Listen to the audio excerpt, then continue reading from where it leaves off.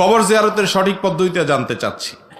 ভাই, কবর জিয়ারতের পদ্ধতি খুবই সহজ, খুবই সরল, খুবই সোজা। কবরস্থানে ঢুকে কবরবাসীকে সালাম পেশ করবেন।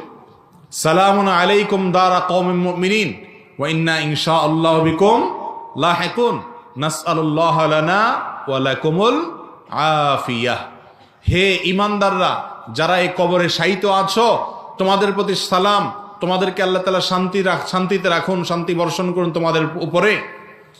আর আমরা অচিরেই তোমাদের সাথে এসে যোগ দিব, আমরাও আসছি তোমাদের পেছনে পেছনে। এই সালাম পেশ করা, এটাই হলো কবর জিয়ারত করা।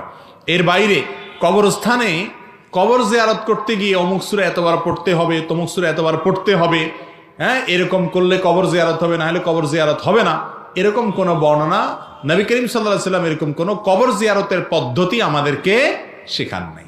কথা বুঝাতে পারছি?